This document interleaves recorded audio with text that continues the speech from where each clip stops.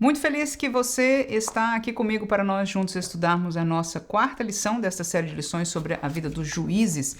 E a lição de hoje, como você vê aí, é Eude e Sangar. Deus usa os improváveis. E nós vamos fazer como temos feito neste trimestre aqui no nosso canal. Vamos ler a nossa lição, a nossa revista, e eu vou compartilhar com você.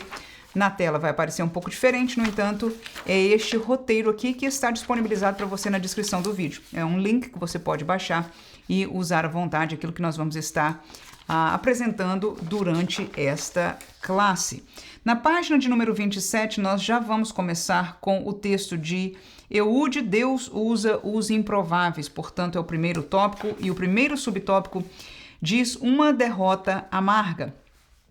Após a morte de Otniel, os israelitas voltaram a fazer o que era mal aos olhos do Senhor. Isso mostra que a libertação realizada pelos juízes, ainda que sob a autoridade de Deus, era parcial e temporária.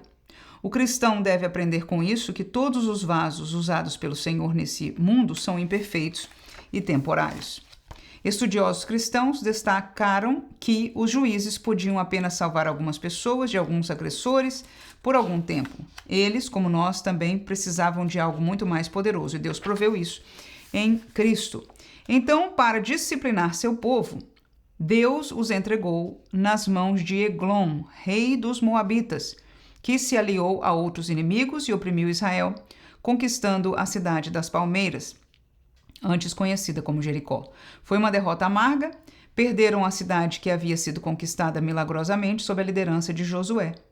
Isso revela que fora da direção de Deus, até mesmo aquilo que foi alcançado por sua graça pode ser perdido. Como resultado, os filhos de Israel serviram aos moabitas por 18 anos. E é neste contexto que eu vou compartilhar, começar aqui a gente trabalhar no nosso roteiro. Então eu li este subtópico junto com você, mas eu vou ampliar aqui para que você veja a minha visão, ou o meu entendimento, o meu foco neste subtópico. Após a morte de Otniel, os israelitas voltaram a fazer o que era mal aos olhos do Senhor. Então eu gostaria de, nesse momento, lembrar isso que foi o princípio do que o pastor escreveu aqui, Otniel trouxe um tempo de vitória, um tempo de prosperidade, um tempo de bênção, mas o povo de Deus, quando se fala dos israelitas, está se tratando do povo de Deus, e nós somos o povo de Deus hoje, Então a gente aprende algum paralelo aí, de que apesar das bênçãos de Deus, acontece muitas vezes, aconteceu no passado e acontece hoje, de nós como povo, de nós como indivíduos, trairmos a Deus, voltarmos ao pecado, voltarmos a fazer o que Deus não agrada. Como perder o que foi alcançado pela graça? E aí eu coloquei vários textos bíblicos e eu vou passar a compartilhá-los com você. Por quê? Porque o foco que o pastor comentou aí foi o quê? Foi que Jericó, a cidade que Deus deu milagrosamente, todos nós nos lembramos, da conquista de Jericó, na liderança de Josué, milagre, graça, poder de Deus, ou seja, o melhor daquilo que Deus pode fazer na sua graça por nós, um milagre grande, claro que falando do melhor, com certeza sem comparar com Cristo e a salvação, mas algo grandioso. E a pergunta a colocação pastoral foi, eles perderam Jericó. Deus deu e eles perderam. Claro que aqui nós estamos falando de uma coisa física, mas vamos trazer alguns textos do Novo Testamento para observar a possibilidade de nós, no nosso contexto do Novo Testamento, perder algo que a graça nos deu. Vamos ver primeiro este texto de Romanos 6, 1 e 2, que diz: que diremos, pois? Permaneceremos no pecado para que a graça seja mais abundante? De modo nenhum. Nós que estamos mortos para o pecado, como viveremos ainda nele? Veja bem, a primeira colocação aí é que a graça não é um band-aid sobre o pecado, deixando o pecado, ou seja, a ferida ativa, e a graça simplesmente cobrindo. A graça não cobre o pecado. A graça providencia a maneira do perdão, da restauração, e no caso de uma ferida, da cura. Mas alguém tem que, inclusive, para ser curado, expor a ferida para que ela possa ser tratada. Amém? Então, Paulo faz essa colocação porque é uma das coisas que nós vemos hoje. O apelo à graça, a banalização da graça.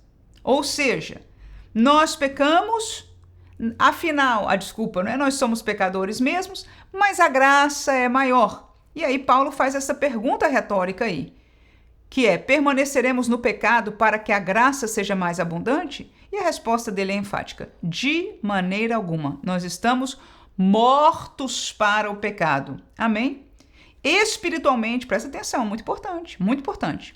Espiritualmente nós estamos mortos, separados agora desta realidade pecaminosa que antes nós vivíamos. Podemos cair, podemos ser tentados, podemos pecar? Sim, mas não estamos mais no pecado.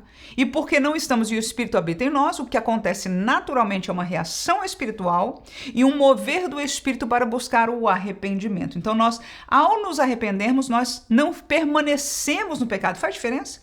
Então se alguém permanece no pecado, aí é um lugar muito perigoso, chama-se espiritualmente daquele que está desviado, não é? Não foi alguém que caiu num pecado, que errou uma vez, mas alguém que está permanecendo no pecado. E a graça oferece cura, como nós dissemos, da ferida, né? Neste paralelo aí, mas não um band-aid para simplesmente cobrir. Segundo texto que nós temos aí é o de 2 Coríntios 6:1, que diz: e nós, cooperando também com ele, vos exortamos a que não recebais a graça de Deus em vão. Então veja, nós podemos perder o que é dado pela graça se nós recebermos, entendermos, usarmos dessa graça em vão, mal usarmos a graça. Nós começamos com aquele outro texto, mas agora uma outra palavra própria de Paulo. Seguinte texto em Hebreus capítulo 12, versículo 15 diz: tendo cuidado de que ninguém se prive da graça de Deus e de que nenhuma raiz de amargura brotando vos perturbe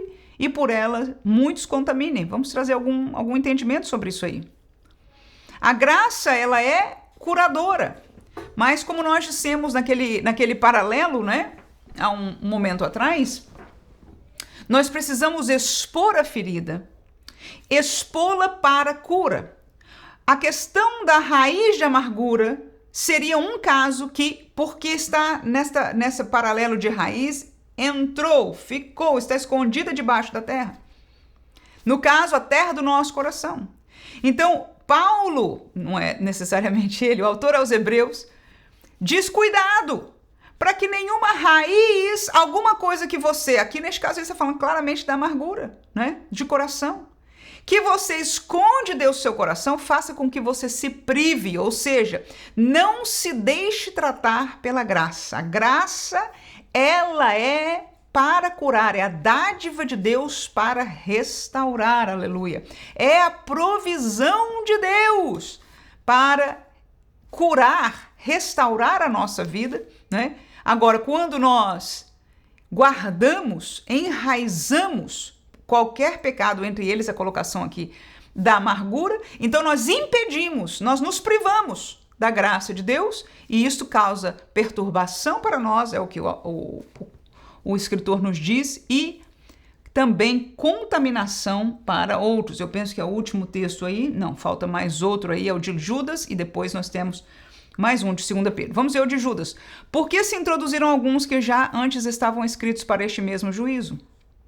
Homens ímpios que convertem em dissolução a graça de Deus e negam a Deus, único dominador e Senhor nosso Jesus Cristo. Essa palavra dissolução foi a palavra que eu menos entendia, e eu busquei, né, entre traduções, comentários e etc., entender esta palavra também significa libertinagem, ou seja, uma pessoa, uma situação sem freios morais, ok? Então, alguém que não aceita ou vive uma vida sem freios morais, faz o que quer, o que faz se sentir bem. Então, é isso aí. Então, diz o texto aí de Judas, né, que se introduziram, no caso, no meio da igreja, do povo de Deus, não é? Homens ímpios, Homens que, na verdade, não pertencem a Deus. Veja bem, se introduziram no meio do povo de Deus, mas eles são de coração. O Espírito está dizendo a Judas, olha, estas pessoas são ímpios. E qual é uma das provas? É que eles convertem em dissolução a graça de Deus. Então, enquanto a graça vem para restaurar a santidade, o que é pecaminoso, o que é ferida contra Deus, o que feriu também a nossa alma, a graça quer cuidar, limpar, perdoar, restaurar a santidade.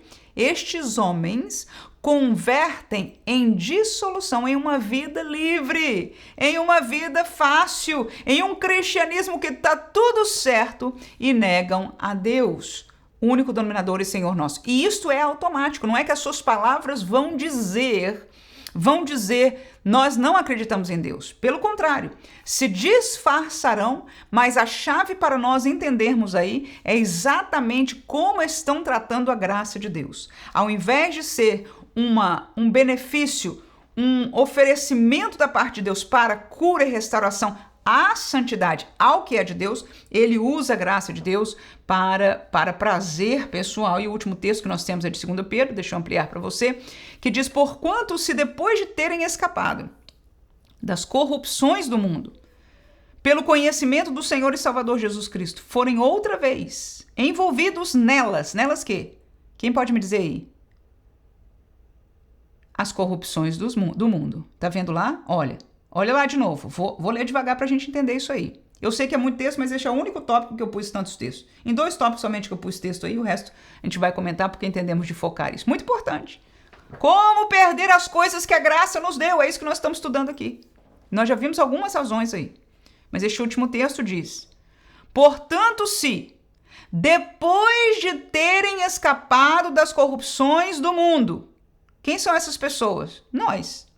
Nós vivíamos na corrupção do mundo e nós escapamos. Como? Aí o texto diz: pelo conhecimento do Senhor e Salvador Jesus Cristo. Então a palavra, o conhecimento no entendimento experimental de Cristo nos fez escapar da corrupção do mundo. Se estes que escaparam forem, olha aí o texto, que coisa profunda, outra vez envolvidos nelas e vencidos, tornou-se-lhes o último estado pior do que o primeiro. Então, o que nós aprendemos aí? Como sofrer, perder o que a graça já nos deu. Essa é a última maneira. Se nós nos envolvermos de volta com as corrupções do mundo, que está todo ao redor nosso, todo ao nosso lado. Está alcançável no telefone que nós não largamos. Está ali a corrupção do mundo. Está na tela adiante de nós. Está nas conversas que nós nos damos a ela. Não é isso? Todas as propagandas do mundo, a corrupção está algumas vezes até dentro da igreja, de várias formas. E o texto diz: se depois de ter escapado pelo conhecimento de Cristo Jesus, alguém se envolver e for vencido, ou seja, caiu no pecado, brincou com o pecado, permaneceu no pecado, foi vencido pelo pecado. Tá vendo aí? Então este é o estado pior, que é num paralelo da nossa lição que nós estamos aprendendo, Israel ficou. Foi vencido, por quê? Porque se deu outra vez a desobediência ao Senhor. E por causa disso chegou a um ponto tão desgraçado que eles perderam o grande ganho que a graça de Deus, a mão poderosa de Deus, os concedeu. Segundo subtópico, página 28, não se preocupe, nós não vamos gastar este mesmo tempo nos demais subtópicos, mas seremos bem mais breves, com certeza. Um libertador improvável. Mas eu achei este um dos pontos que eu gostei e eu gostaria mesmo de, por isso eu estou compartilhando com você, com certeza, né? De enfatizar um aprendizado grande para nós, muito aplicado. Geralmente essas aplicações aparecem no terceiro tópico, mas hoje nós começamos com essas aplicações aí. Um libertador improvável, novamente, o povo clamou ao Senhor, que em sua misericórdia levantou outro libertador, Eude, filho de Gera benjamita, homem canhoto. Esse detalhe é significativo. Naquele tempo, a mão e o lado direito eram associados à força divina e à bênção. pelo padrão convencional, os guerreiros usavam a mão direita. Sim, o fato de Eude ser canhoto destaca que ele era incomum, um libertador improvável. Fora dos moldes esperados, seja por alguma limitação na mão direita, seja por ter sido treinado para usar a esquerda, o fato é que ele possui uma habilidade distinta. Isso nos ensina que Deus soberanamente usa pessoas improváveis, que aos olhos humanos talvez não fossem consideradas aptas para serem escolhidas. Deus pode usar talentos aparentemente irrelevantes para realizar grandes feitos. Para isso é preciso que tenhamos coragem e nos coloquemos à disposição dele. O nosso comentário sobre ele diz: seja qual for o teu lado forte, treine, se esforce, se prepare e deseje a batalha. Esta palavra veio aí do meu coração. Eu li sobre o libertador improvável. Fiz um paralelo, com certeza, com cada um de nós sendo usados por Deus. Nós temos as nossas impossibilidades, a nossa pequenez, não é? E aprendemos aqui que Deus não despreza as coisas que não são, os improváveis. Mas seja qual for o seu lado forte, esse é o meu comentário, é a minha aplicação deste tópico para a minha vida, para a sua vida, e se você entender, para compartilhar com os alunos. Seja você destro, mão direita. Seja você, como é que chama? Canhoto, né? Mão esquerda. E isto figurativamente em qualquer área da vida. Seja qual for o forte. Se você tem capacidade para uma coisa, mais ou menos para outra, seja qual for. Quando se trata da obra de Deus, treine. Se Deus te deu a direita forte, treina a direita. Se Deus te deu a esquerda forte, treina a esquerda. Se esforce e se prepare. Essas coisas é algo que nós aprendemos ao viver no reino de Deus, ao ser alimentado pela palavra de Deus. Nós entendemos que há uma batalha e que se necessita de soldados. Então o soldado, antes de ir à batalha, ele deve ser treinado, ele deve ser preparado. E é isso que nós devemos, como crentes, buscar fazer. Nas coisas espirituais, nas coisas de Deus, em coisas naturais, mas que são usadas para a obra de Deus, né? Você sente, você gosta daquilo, treine, se esforça. Mas a última palavra que veio do meu coração é deseje a batalha. E eu me lembrei que na minha infância, meu hino favorito era o hino 212 da harpa cristã, né? Hoje eu tenho vários.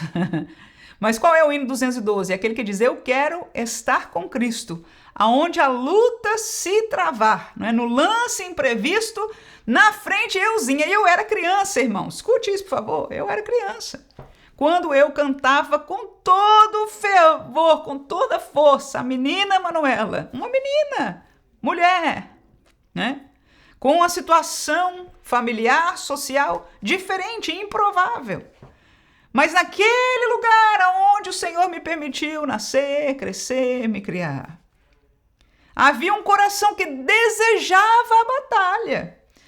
Alguns missionários visitavam a igreja e eu estava lá. Eu pedia a oportunidade para minha mãe me deixar lá, e eu ficava lá, e eu conversava com os missionários, e eu perguntava, e eu aprendia. Então tá aí. Treinando, aprendendo, se esforçando, mas no coração desejava a batalha. Quando o hino 212 era cantado, eu quero estar com Cristo, aleluia, na frente da batalha. Nem sabia o que significava frente da batalha. Como criança, só a imagem, né? Você pode imaginar a imagem de uma batalha e a criança ali com Cristo, aleluia. Este era o meu desejo. E é assim que Deus faz. Todos nós, na nossa impossibilidade, na nossa improbabilidade, o que nós devemos fazer, tão somente deixa Deus escolher o que você tem que fazer. Qual vai ser o teu desafio? Qual vai ser a batalha que você vai ser usar? Deixa Deus, a tática é de Deus, o tempo é de Deus, a obra é de Deus, aleluia. Mas se nós queremos ser usados por Deus, essa é a minha palavra para nós neste tópico aí, não é?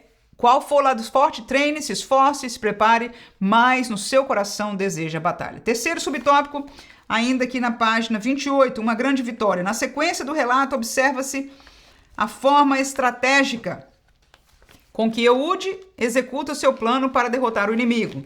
Eu vou fazer uma pausa aqui para lembrar, eu não li com você o texto aqui, mas por favor, se você por acaso ainda não leu, pare agora o vídeo e leia lá, tá?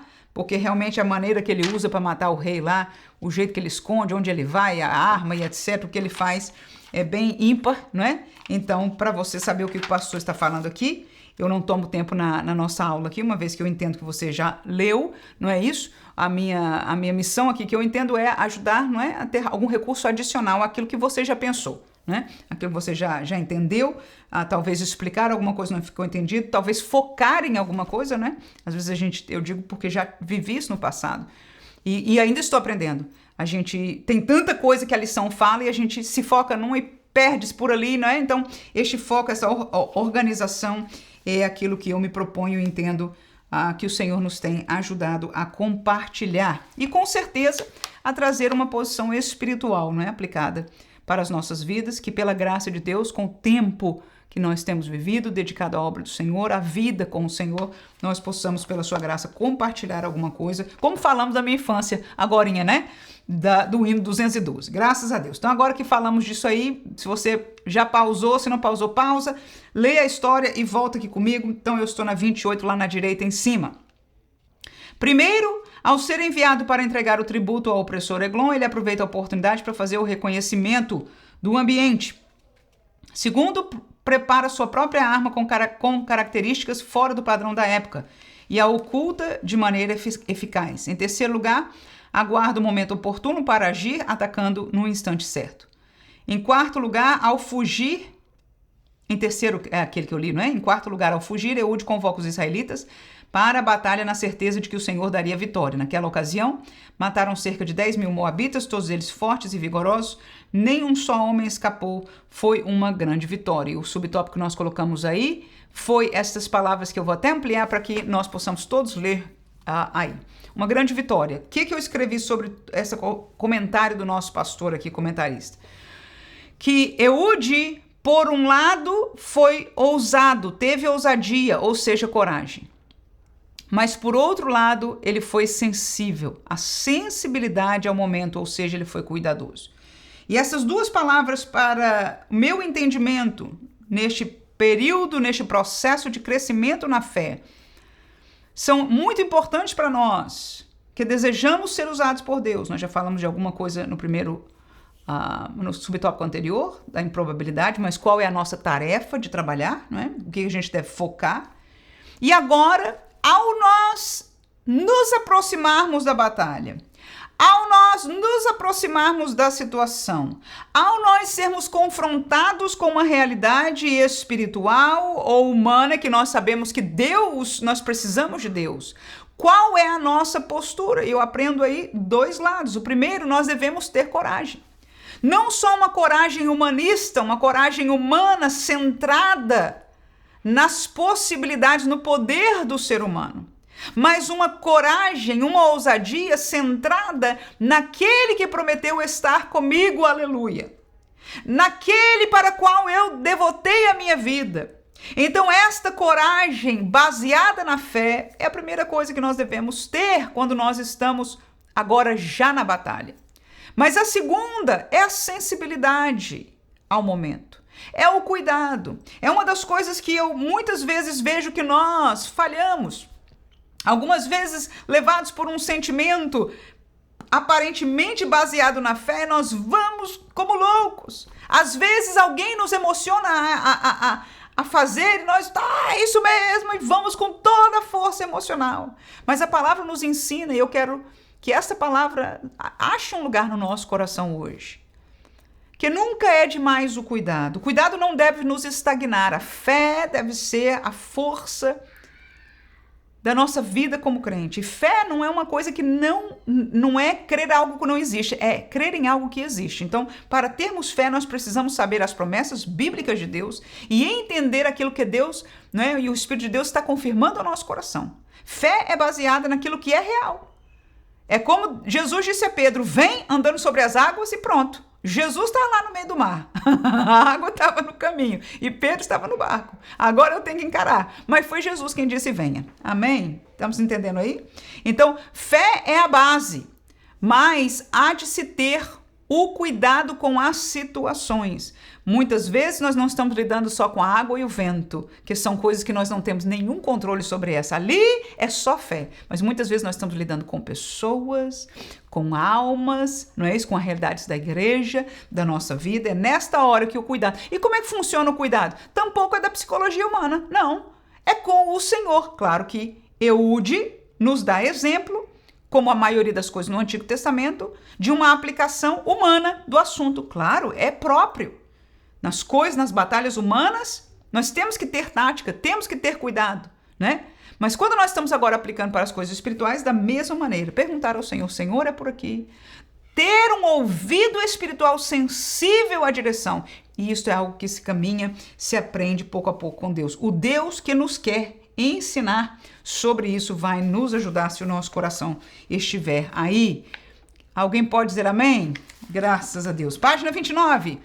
Segundo tópico, sangar. Deus usa o que temos à disposição. Um juiz desconhecido com a vitória liderada por Eude. O povo de Israel desfrutou de paz. Olha aí, por quanto tempo? 80 anos. Bastante tempo, né? Se eles eram adultos, faleceram ainda em paz aquela geração e uma outra geração se levantou. Período equivalente a aproximadamente 2 gerações. Em seguida é registrado o feito de Sangar. A Bíblia relata que ele feriu 600 homens dos filisteus com uma aguilhada de bois, uma vara longa e pontiaguda, libertando Israel. Há poucas informações sobre a vida desse juiz, exceto que era filho de Anate. Esse nome pode indicar tanto o local de seu nascimento como possivelmente o nome da sua mãe. Sobre este tópico, eu coloquei que eles descansaram por 80 anos. E eu pergunto aí, o que aconteceu nestes 80 anos? Será que você pode responder? Há um novo juiz que se levantou. Então, o que aconteceu nestes 80 anos? Olha aí, o povo brincou com a graça de Deus, com o pecado. E se nós lemos o texto bíblico, né, é isso aí que vai mostrar. E mesmo em pecado, presta atenção, isso aqui é uma meditação muito importante para a nossa aplicação aqui. 80 anos é muito tempo, irmão. Deus deu vitória. Deixa eu me colocar pelo menos pequenininho aqui. Deus deu vitória por Eude. Tremenda. E o povo descansou de problema. A igreja ficou abençoada. Tudo parecia bem por 80 anos. E foi tanto tempo que eu posso imaginar aqui na minha matemática...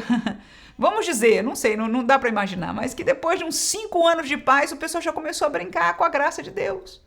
Já dá uma vazãozinha, pecadinho aqui, não tem problema, não é bem assim, irmã e tal, e foi.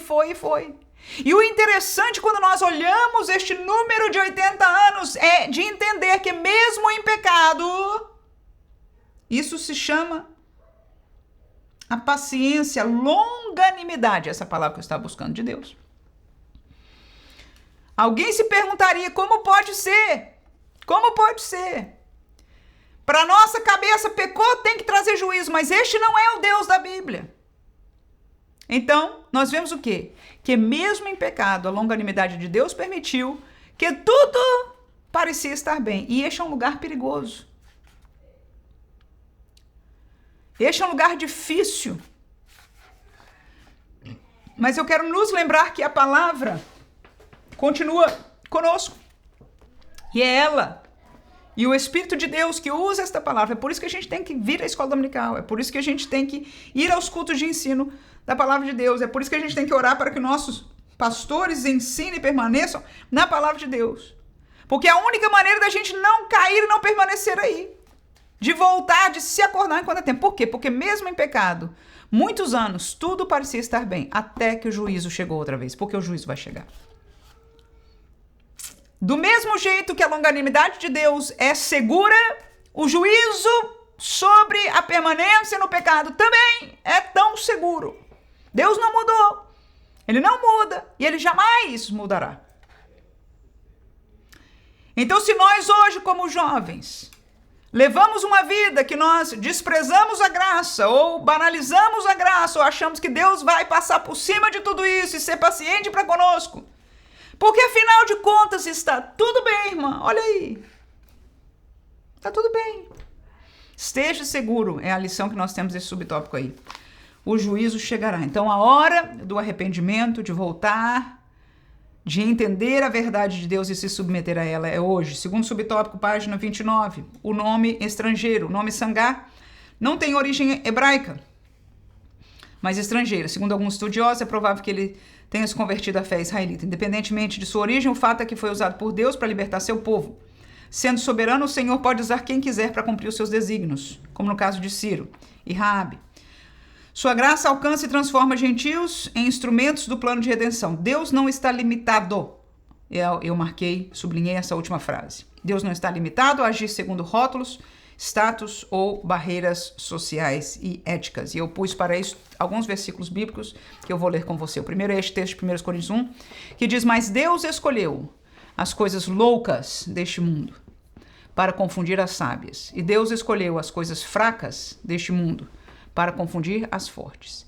E Deus escolheu as coisas vis deste mundo e as desprezíveis e as que não são, para aniquilar as que são. Para que, o quê? O que diz aí? Nenhuma carne se glorie perante ele. Então a glória de ser usado por Deus é de Deus. Então Deus, quando usa as pessoas que não são, ferramentas que não são, maneiras que não são, e olha nós aqui na igreja, isso não funciona, nós temos que usar táticas certas, maneiras certas, as palavras certas, as que são para o mundo, olha nós. Aí a Bíblia, a palavra de Deus diz, Deus usa as que não são, aleluia. Quantos estão entendendo que Deus está falando conosco, aleluia? Não só as pessoas que não são, mas as táticas que não são, aleluia. As coisas em geral que não são, ele usa para quê? Para que a glória não seja destas coisas, destas pessoas, deste mover, mais somente de Deus. O próximo versículo, 1 Samuel, capítulo 16, versículo 11, disse mais Samuel a Jessé: acabaram-se os jovens? E ele disse: ainda falta o menor. E eis que apacenta as ovelhas. Disse, pois, Samuel a Jessé: envia e manda-o chamar, porquanto não nos assentaremos em roda da mesa até que ele venha aqui. Aí Deus estava escolhendo, mostrando a Samuel a escolha de Davi, que era o menor dos irmãos, que estava trabalhando no desprezível da casa de seu pai, né? Útil, muito útil para seu pai, mas desprezível aos olhos dos irmãos mais velhos, né?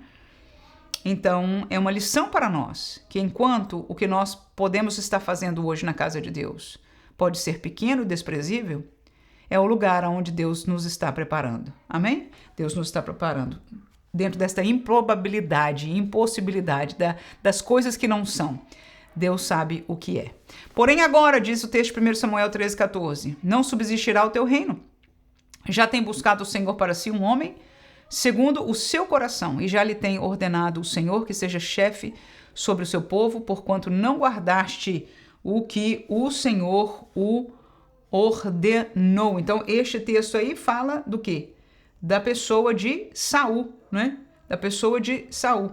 E Deus aqui escolheu um que era o Davi, que a gente acabou de falar dele, né? Ninguém esperava dele. Este mais jovem, cuidador de ovelhas, mas que, segundo o texto aqui, qual era a chave? O seu coração, aleluia. O seu coração era um homem segundo o coração de Deus. O coração de Davi buscava pelaquilo que agrada a Deus. Ô, palavra-chave que nos veio aqui agora também presente, irmãos do Espírito Santo. Tem coisa que está escrita no comentário aqui meu com você e tem coisa que não está. Esse é o segundo subtópico, que Deus nos dá este presente. Que Deus nos dá este presente. Aleluia. Ele buscava agradar a Deus. O coração dele era agradar a Deus. Não é que ele nasceu santo. Ser um homem segundo o coração de Deus não é que ele nasceu especial, sem capacidade de pecar. Nós conhecemos a história de Davi. Nós conhecemos a história de Davi. Ele tinha capacidade de pecar e pecou feio. E era o mesmo homem segundo o coração de Deus. Mas o seu desejo era agradar a Deus. Ao ferir a Deus, ele se ofendeu pelo que fez contra Deus. Nós podemos cair, mas onde está o nosso coração? Então, o coração é em agradar a Deus. E muitas vezes nós nos vemos na igreja procurando o que nos agrada. Se a música da igreja me agrada, se o ambiente da igreja me agrada, se as companhias da igreja me agradam, se a palavra, a maneira do pastor falar me agrada. E podemos aprender que o homem segundo o coração de Deus é aquele que procura o quê? Agradar a Deus. A arma diferente é o terceiro subtópico aí, página 29 lá embaixo. Enquanto a arma de Eude foi fabricada por ele mesmo, o instrumento de batalha de Sangar era tudo menos convencional. Ele usou uma ferramenta de trabalho para derrotar seus inimigos. Muitos se desculparam por não fazer algo para Deus, alegando a falta de condições ou de ferramentas adequadas. No entanto, Sangar mostra que Deus nos usa com aquilo que temos à mão. Afinal, as ferramentas e as condições que você possui podem ser simples, mas o poder é divino e é nisso aí que eu tenho que ficar. Olha lá. Uma arma diferente. O poder não era da arma. O poder era do Espírito de Deus. Isso é muito importante para nós, irmãos. Isso aí já ensinou tudo deste tema aí. Enquanto um ficar, porque eu tenho isso, porque eu sei isso, porque eu não posso aquilo, porque eu sou treinado nisso, porque não sei o que, né? Por isso, porque isso é aquilo. Nós aprendemos aqui. Qualquer coisa que você tiver, a gente aprendeu lá naquele outro, né? Seja qual for a sua destreza. Treine, se esforce, se prepare. E deseje. Agora, na hora H, quem vai atuar? O poder que vai vencer o inimigo? O poder que vai convencer a alma? O poder que vai mudar a situação impossível é de Deus. Ô, irmãos, se nós entendêssemos a profundidade do que isso significa. É tão simples. O poder é do Espírito de Deus. Mas apesar de ser tão simples, é tão difícil nós vermos na prática. A gente pensa que o poder é do pregador, é do profeta. Mesmo que a gente fale, não é de Deus, mas está usando ele, está usando ela. É aquela ferramenta, é a Bíblia na cabeça, é a maneira de falar, é este jeito de crescer a igreja, é isso aqui, esta forma de conversar. É falar tantas vezes e Deus vai fazer acontecer. Tudo isso é errado, antibíblico. E por que não dizer idólatra em sua raiz? A gente não pensa e não vê assim, eu entendo. Nós não estamos fazendo isso com maldade, na maioria das vezes. Mas indiretamente nos encontramos fazendo isso. Então se lembre, tanto das pessoas que estão sendo usadas, que se há uma virtude, se há uma operação, se houve algo extraordinário, o poder foi de Deus e não da pessoa. A mesma coisa para nós como obreiros. E a beleza disso é de nós improváveis. Aleluia. É mais fácil para o improvável porque tem menos. E todos nós temos diferentes habilidades. Quanto mais a gente vai tendo habilidade, menos a gente se acha improvável, mais vai ficando nas nossas forças e menos nas de Deus. E é por isso que algumas vezes a gente não entende por que Deus usa uma pessoa tão simples. Por que Deus escolhe para falar só pessoas simples na igreja?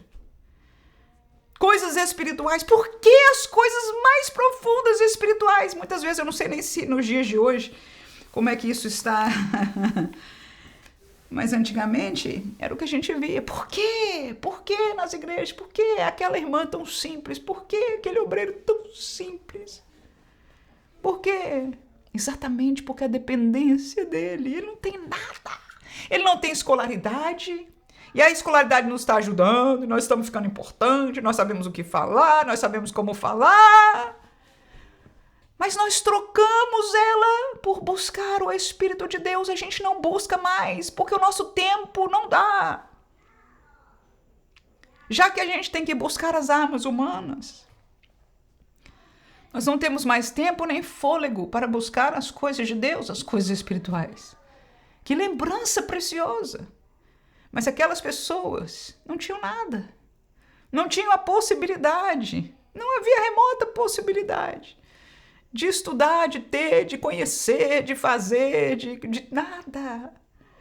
Então, na hora que estavam na casa de Deus, Senhor, não só Deus era tudo para eles. Aleluia! Quando eles queriam ser usados por Deus, ou quando Deus lhes queria usar, eles eram um coração pronto, desejoso, aberto, confiante, só no de Deus, porque no fim de tudo, quem opera é Deus. Você pode saber de psicologia, mas na casa de Deus, na obra de Deus, se for operação de Deus, se for liberdade de Deus, Vem dele, não vem do seu estudo. Você pode entender tudo de teologia, você pode ter toda a capacidade apologética, mas se esta alma for ser convencida, convertida, a apologética ajuda a convencer, mas a conversão é obra do poder de Deus, e sem conversão não há novo nascimento, não há moradia no céu. Profundo, profundo, profundo um presente de Deus para nós. Amém? Glória a Deus. Então, aprendamos essas lições em nome de Jesus. Vamos. Nós vimos a arma do poder de Deus. Terceiro tópico agora, página 29, né? Perdão. Na página, ainda é lá embaixo. A questão da violência é a última coisa. Nós terminamos com o assunto da arma diferente, que é o poder de Deus. Poder é divino, aleluia. O terceiro e último tópico, eu vou ser sucinta.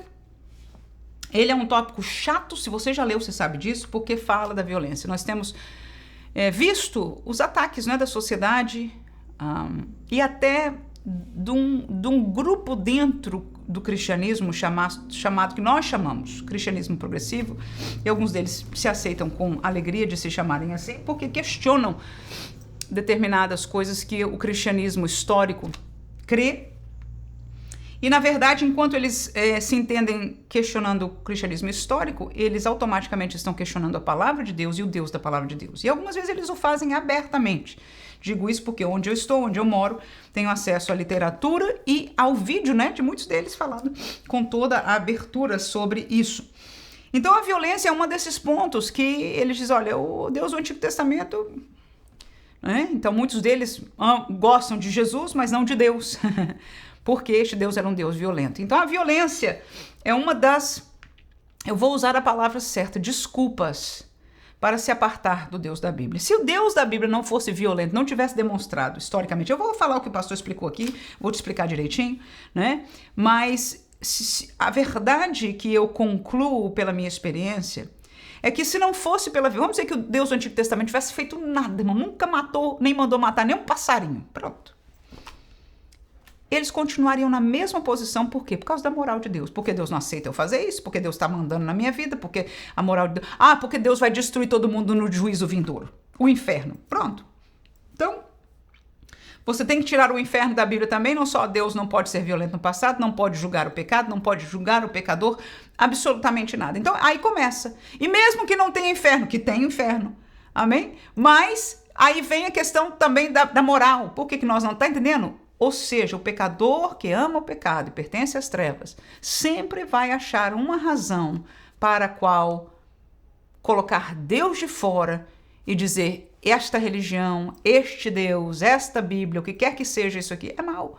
Nós não queremos isso. E esta é a resposta. Nós não queremos isso. E que é isso que eles estão desprezando? É o nosso Deus, é o Deus Criador, é o Deus da Bíblia. E para conhecer este Deus não é questão do que a gente acha que Deus é. Então a gente, quando defende a violência, porque Deus fez ou não fez, irmãos, importa pouco, não é o que a gente acha. Claro que é próprio, não tem problema pensar sobre isso, falar sobre isso. O pastor fez, eu acho que está correto em adereçar, porque algumas vezes nós, os jovens da universidade, vão ser desafiados com palavras como essa. Mas no fim do dia, irmãos, aqueles que estão te desafiando, eles não querem Deus de jeito nenhum. Nem se fosse um Deus que não matou um passarinho, eles não queriam Deus da mesma maneira, não é? Por aquilo que Deus é, ok? Então, vamos, no entanto, entendendo isso, partindo a partir desse entendimento espiritual e humano, né, do assunto, daquilo que é a realidade dos seres humanos, então nós vamos partir para a explicação pastoral do tópico terceiro, uma questão da violência. Um Deus injusto é a pergunta. Nestes e em outros episódios do livro de Juízes, é notável a presença de batalhas e mortes. Críticos do cristianismo frequentemente se valem dessas passagens para alegar que o Deus da Bíblia é injusto, violento ou mesmo que incentiva a morte de inocentes. Contudo, tais acusações carecem de fundamento sólido. Em primeiro lugar, a própria noção de injustiça pressupõe a existência de um padrão objetivo de justiça. Como argumentaram diversos apologetas cristãos, para que se possa distinguir entre o justo e o injusto, é necessário um referencial absoluto. E esse referencial é o próprio Deus. Portanto, ao afirmarem que Deus é injusto, céticos e ateus acabam, ainda que involuntariamente, partindo do pressuposto de que existe um padrão moral superior, o que, segundo a cosmovisão cristã, só pode existir se houver um legislador moral. Assim, a crítica à justiça divina, ao invés de enfraquecer a fé, revela uma dependência do próprio conceito de justiça estabelecido por Deus. Então, este é um argumento, como ele disse aqui, da apologética, da lógica, da razão. E é por isso que eu digo, podemos aprender? Podemos usar? Sim. Mas é o argumento que vai vencer qualquer batalha espiritual? Não. Ele não vai vencer.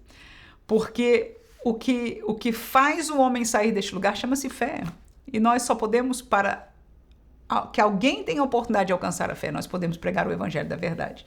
Então, o que nós colocamos aí? Para falar de injustiça, isso aí é falando em palavras mais simples, ou repetindo, talvez até, a explicação do nosso comentarista deste subtópico, que é uma explicação apologética. Então, para alguém falar de justiça, precisa entender que existe injustiça, existe justiça, ok? Então, se alguém diz, isso é injusto, então você está aceitando que existe o que é justo, ok? Então, eu estou explicando com as minhas palavras, fazendo a minha colocação aqui apologética, etc. Qual é o padrão dessa justiça? Quem determina o que é justo ou injusto? Vamos ver se fica mais claro aí. Eu sei que é uma coisa, quando a gente fica falando essas coisas de filosofia, é um negócio meio esquisito, esse negócio de lógica e etc. Mas eis aqui. Se alguém falou, isso é injusto, só existe o que é injusto se a pessoa souber o que é justo. Porque o injusto é o que não é justo. Então, se ele diz que a violência é injusta, então existe o que é justo, é a falta de violência, pelo menos na sua percepção, nesta aplicação aqui da pessoa. E aí a pergunta que vem naturalmente sobre essa questão, ok, se há injustiça, há justiça. E como é que eu sei o que é justo? Quem dita o que é justo? E a resposta a essas perguntas é que faz a pessoa chegar à conclusão do pós-modernismo, que é cada quem, como a gente diz, né? Cada um é que diz o que é justo e injusto, e aí vira uma baderna, porque é o que estamos vivendo hoje, né? Até mesmo dentro da igreja. Eu acho que é isso, e eu acho que é aquilo, e eu vejo assim, e eu entendo assado, né? E no mundo também. O que é para você não é para mim, o que é verdade para você não é verdade para mim, é o que nós estamos vendo hoje. Então, a pessoa diz, para haver injustiça, eu sei que tem que haver um conceito de justiça, mas de onde vem? Qual é o padrão? Aí, hoje, no pós-modernismo, é um padrão flutuante. Eu achava que justiça era isso quando eu era adolescente, mas eu amadureci, agora acho que é isso. E aí eu fui participar dessa reunião com esse pessoal dessa religião tal, e agora eu acho que é isso. Tá aí, é flutuante, é indefinido, né? E cada um define o que é seu. Outros vão dizer, não, justiça é o que determina Buda. Ou justiça é o que determina, se alguém tem a cosmovisão cristã, e eu estou falando de cosmovisão cristã, não de fé, ok? Agora, cosmovisão cristã vai encontrar parâmetros e etc, etc. E por que eu distingui? Volto a dizer a mesma coisa. Porque existe a explicação da apologética, da filosofia, e existe o poder de Deus, a transformação de Deus, a palavra de Deus viva. Tem a palavra lida que ela entra no raciocínio. É a mesma. Mas é o Espírito Santo que faz com que ela seja vivida em nós e gera fé. Pronto. Agora, quando esta obra dentro de nós é de Deus, então aí a gente não questiona como defesa. Nós sabemos, a Bíblia diz que o nosso Deus é um Deus justo. Aí a gente pode até questionar, mas Senhor, onde está a justiça nisso aqui? Né? E você está perguntando, desejando aprender de Deus, e Deus vai pouco a pouco nos fazendo entender. Né? Claro que eu volto a dizer, é próprio que os pastores, que os ensinadores, que os filósofos, os teólogos, né, como o pastor aqui traga alguma explicação lógica. É lógica, mas eu sempre defenderei a verdade espiritual bíblica, porque foi por causa dela que Jesus veio, pela realidade espiritual, e foi para isso que Deus proveu. Né? Pessoas inocentes é o segundo subtópico. Deixa eu tirar isso aqui primeiro, a gente lê rapidamente aqui. Em segundo lugar, a ideia de que existam pessoas completamente inocentes não encontra respaldo nas escrituras, tampouco na experiência humana. Estou no segundo subtópico aqui da página 30. A Bíblia é clara ao afirmar que todos pecaram e carecem da glória de Deus, não há um justo nenhum sequer. Neste sentido, a concepção de inocência, sobretudo de povos, é teologicamente insustentável. Então, o que o pastor está dizendo aqui, estão matando inocente. Aí ele está fazendo o ponto de que ninguém é inocente. É um ponto válido. Mas a briga das pessoas, este é um ponto que, para ser sincero, eu acho que no sentido humano, desqualificaria. Biblicamente ele está certo, ninguém é totalmente inocente. Mas para isso há a graça, para que Deus enviou a graça, ofereceu pela graça Jesus para a salvação, né? E essa realidade da injustiça ou do pecado também vai haver juízo sobre ela. São todas colocações bíblicas, tá? Eu vou terminar aqui a leitura do subtópico 2. Eude não agiu por motivação pessoal, mas em um cenário de guerra e opressão prolongada, que Israel era subjugado por um poder pagão e hostil. Então ele está explicando historicamente por que houve violência ali. Sua ação foi realizada como um juiz instituído por Deus, numa missão específica de libertação nacional, característica daquele período histórico, em que a soberania divina se manifestava também por meio de juízo contra nações ímpias e opressoras. Nem mesmo a nação de Israel esteve isenta do juízo divino. O pastor aqui está querendo dizer o seguinte: Deus é justo. Do mesmo jeito que houve necessidade de julgar outras nações, ele também usou de juízo contra o seu próprio povo. É como quem diz, né? Eu sou professora, corrigiu dos outros, mas não corrigiu o seu filho? Não, eu corrigi o meu filho também. Da mesma maneira que eu corrijo dos outros, eu corrijo meu filho. Por exemplo, ao longo da história bíblica, quando o povo escolhido se desviava da aliança e praticava idolatria, Deus permitia que sofresse derrotas, exílios e opressões por outras nações. Então, vamos ver o meu comentário que diz o seguinte: o juízo de Deus, com o uso da violência, subjugava poderes, ou seja, nações, né?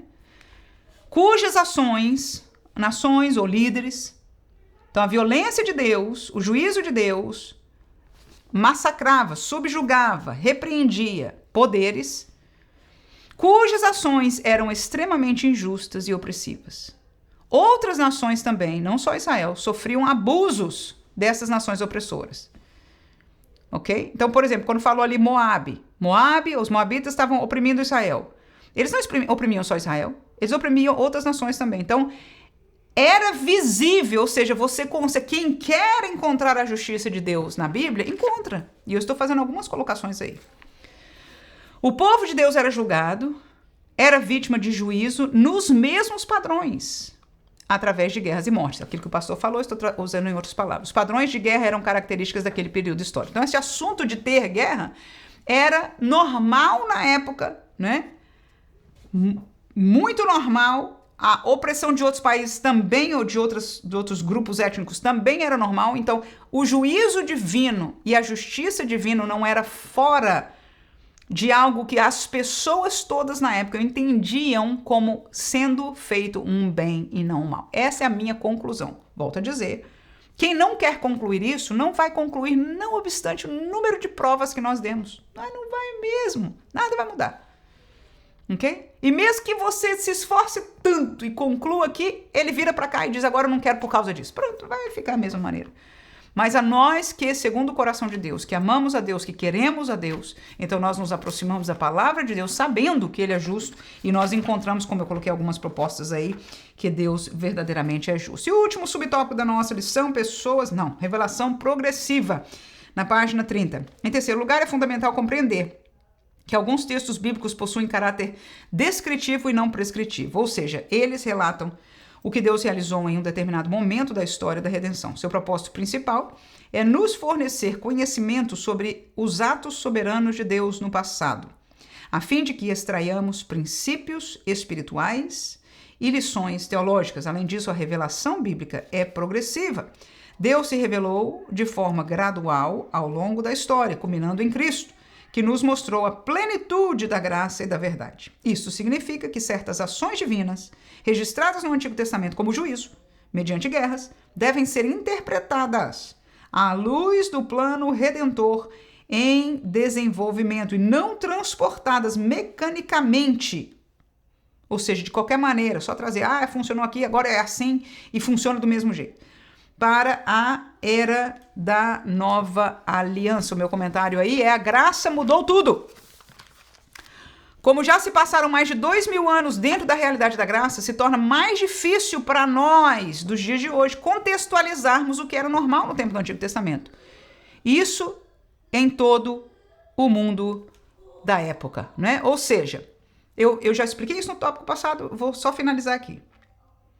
As pessoas daquele tempo, vendo a mão de Deus, a obra de Deus, contra quem Deus fazia da obra, até contra Israel. É bem interessante, me veio aqui, enquanto eu estava falando com você, eu lembrei que Deus trouxe uma profecia para Israel e disse, eu vou destruir essa cidade, e as pessoas das outras nações vão passar aqui e vão assobiar, e alguém vai perguntar, por que o Deus deles fez isso com eles? E vão responder, fizeram isso porque eles fizeram isso e isso e isso contra o seu Deus. Tá aí. Então, o que Deus está ali explicando é que até as pessoas que não são de Deus entenderiam. E é isso que eu estou mostrando aqui para nós. Já falei do tópico passado, a mesma coisa aqui agora. Quem olha sobre a ótica de quando aconteceu não acha nada anormal, mas normal e justo. Agora, porque nós já estamos dentro do contexto da graça, não só culturalmente como humanidade, mas dentro do conhecimento e da vivência da graça de Deus a todo este tempo revelado em Jesus Cristo, essa nova maneira que nós encontramos, né, em Deus, e nós estamos há mais de 2000 anos dentro deste período, é muito mais difícil para tantas gerações depois nós entendermos isso, mas volto a dizer, depende do coração. Amém? Que Deus guarde o nosso coração em nome de Jesus. Porque eu quero ser honesta com você, vão tentar te tentar. Vão tentar te tentar.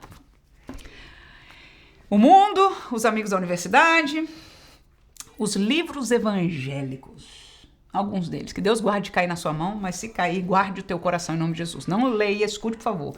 A última palavra minha para você como professor. Não leia livros evangélicos de coração aberto. Ao você ir lendo, filtro. A própria razão, a Bíblia diz claramente que o filtro é a razão, o outro filtro é o Espírito Santo, tá? E aí você vai, ao comer, fora a Bíblia você pode comer à vontade, viu, irmãos? Pode comer à vontade, né? E você sabe que até naquilo que, até pessoas, irmãos, usadas por Deus, eu vou dizer com toda sinceridade, às vezes a pessoa falha, como Pedro. Pedro era um santo homem de Deus, um rapaz que amava Jesus, depois, né, que ele começou a caminhar com Jesus e etc. Mas um dia ele foi usado pelo inimigo, a palavra dele, e não escapou a Jesus. O discernimento da virtude que usou a Pedro naquele momento. Então essa mesma realidade é com qualquer um. Que Deus me guarde, mas já aconteceu de eu estar pregando a palavra de Deus. Vou contar uma bem pequenininha aqui. E eu fiz um elogio. E naquele momento que eu fiz um elogio, que para mim estava tudo certo, o Espírito é como se tivesse sido drenado dentro de mim. Eu sabia naquele momento que eu tinha pecado contra Deus. E é como se tivesse faltado o piso sobre os meus pés, irmãos. É como se eu tivesse agora, e estava no começo da pregação, eu tive que sobreviver todo o tempo. Ao mesmo tempo que eu estava pregando, eu estava me questionando dentro de mim. E acabou a pregação e eu não encontrei ainda, até que o Espírito Santo me revelou aonde eu pequei contra Deus. E eu sei que este é um assunto muito delicado para eu estar dando como exemplo para você. Mas com isso eu quero dizer o seguinte. Se escuta uma pregação, se escuta alguém que é de Deus, alguém que tem esse testemunho, dá glória a Deus. Mas na hora que alguma coisa te fecha, em nome de Jesus, ok? Fecha. E questiona Deus. Tem várias experiências em relação a isso, né? E eu dei o meu exemplo porque eu quero crer que quando eu falo a você aqui, você entenda claramente que é alguém que ama a palavra de Deus, ama a Deus, e que esta virtude que sai pelas minhas palavras não é minha, é de Deus. Talvez um pouco do conhecimento eu adquiri, mas a virtude que é espiritual é de Deus, e que Deus guarde, porque exatamente porque ela existe, ela pode ser influenciada, como Pedro, presta atenção, como o próprio apóstolo Pedro foi. Então ninguém é livre. Então quando você lê essa palavra, receba com liberdade e peça ao Espírito que te faça entender. Mas quando você receber de qualquer fonte, tenha este discernimento, peça ao Senhor que te proteja, né? Não é para estar agora fechado com tudo, todo mundo agora não acredita em nada. Não. Mas não custa nada. Mas conhecer a palavra, automaticamente você já tem um filtro, porque o que está na Bíblia, o que não está. Quando alguém falou alguma coisa que é ao contrário da Bíblia, você diga, opa, a anteninha já disse, não é, né? Mas às vezes está falando até de coisas boas, mas no seu coração o Espírito de Deus disse, não é. Então, neste momento que você sentir algo estranho, não se apresse a dizer o contrário. Não, eu tenho que receber porque é de Deus. Você não tem que receber, porque é bem possível que não seja de Deus. Que Deus nos ajude em nome de Jesus, né? A graça mudou tudo e a parte desta graça é a graça do Espírito Santo nos ajudando, como disse Jesus, ele vos guiará em toda a verdade. Que o Senhor te ajude, professor, e te guie em toda a verdade em nome de Jesus. Amém? Que Deus me ajude em nome de Jesus, me siga ajudando para permanecer na verdade. Se Jesus não voltar e estiver tudo caminhando, né, nos conformes, nos vemos semana que vem, se Deus quiser. Pelo menos este é o meu desejo em nome de Jesus. Amém.